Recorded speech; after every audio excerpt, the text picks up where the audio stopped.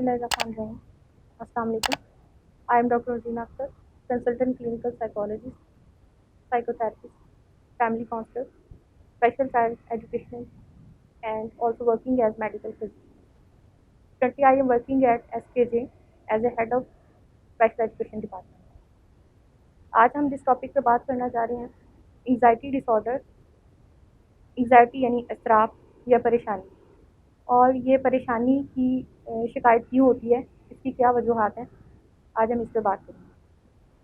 परेशानी एक आम जज्बात हैं, तनाव पर रद्द-ए-अमल ज़ाहिर करने और आगे के इम्कानी खतरे से आगाह करने का ये हमारे दिमाग का एक तरीका है। यानी जो प्रॉब्लम हमें पहले अभी लाक होना है या अभी उसके कोई इम्कान ही नहीं है, हमारे दिमाग उस पर सबसे पहले ही रद्द-ए-अमल करना शुरू कर देता है। यानी वो उसके बारे में सोचना और सोच की वजह से परेशान हो जाना। आमतौर पर हर शख्स बेचैनी महसूस करता है। मिसाल के तौर पर आपको काम पर किसी परेशानी का सामना करना पड़ जाए, इसके अलावा टेस्ट देने से पहले परेशान होना या कोई अहम फैसला करने से परेशानी हो सकती है।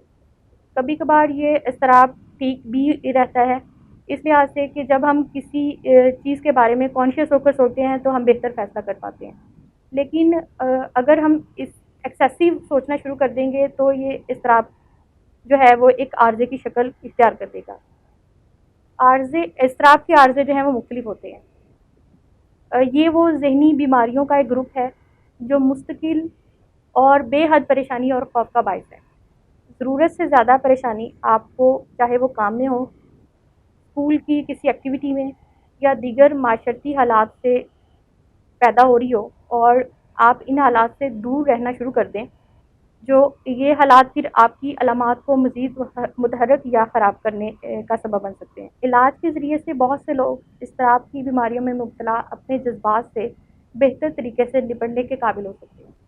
एंग्जाइटी की कुछ आम अलामात हैं जो कि दर्ज झैल हैं, यानी घबराहट, खौफ और परेशानी की कैफियत एकदम से पैदा हो जाना, खौफ व हरास इस सूरत हाल तक हो जाना है कि जैसे कोई अजाब या ख़तरे के एहसास पैदा हो गए हों, यानी इंसान को ये महसूस हो कि वो किसी अजाब में मुब्तला हो गया। नींद के मसाइल, यानी नींद का तसलसल टूट जाना, या तो नींद कम आना या फिर नींद बहुत ज़्यादा आना, और नींद का तसलसल जब टूट जाए तो फिर दोबारा नींद ना आ पाना। पुरसकून और सुकून दे कैफियत में ना रह सकना, यानी ज़्यादा टाइम बेसुकून हो जाना।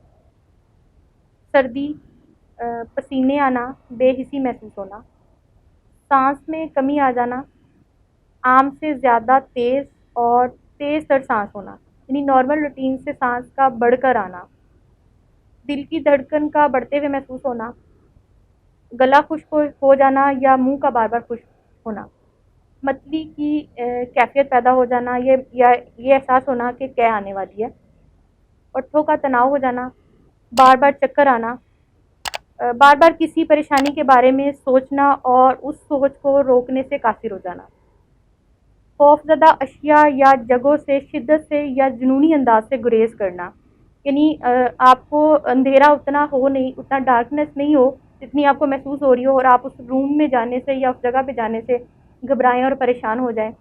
ऊंचाई उतनी ज़्यादा ना हो जितनी आपको महसूस हो रही हो, और आप उस ऊंचाई पर जाने से गुरेज करना शुरू कर दें, या फिर पानी उतना गहरा ना हो जितना आप महसूस कर रहे हो, और उस पानी को हाथ लगाने से भी आप गुरेज करना शुरू कर दें। तो ये इसकी आम अलामात में शामिल है।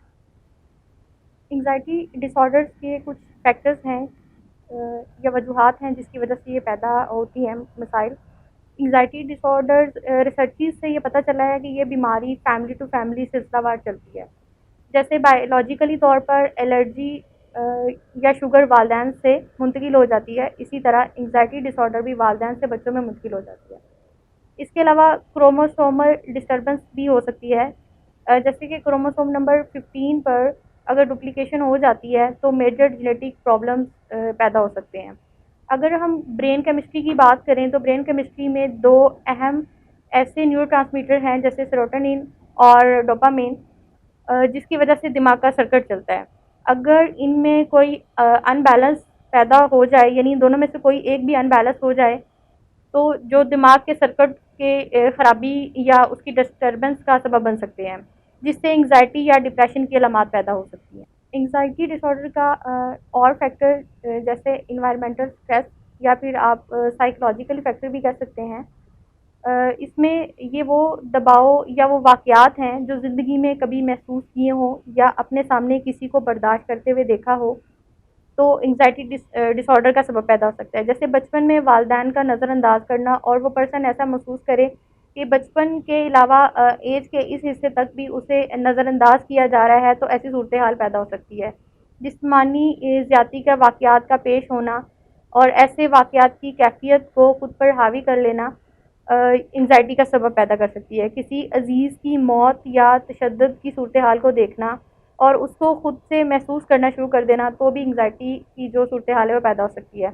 اس کے علاوہ ڈرگ ودرول اور ڈرگ مس یوز جو ہیں یہ بھی انگزائٹی ڈس آرڈر کی سبب بن سکتے ہیں، یعنی منشیات کی زیادتی اور غلط استعمال بھی ایسی کیفیت کو پیدا کر سکتا ہے۔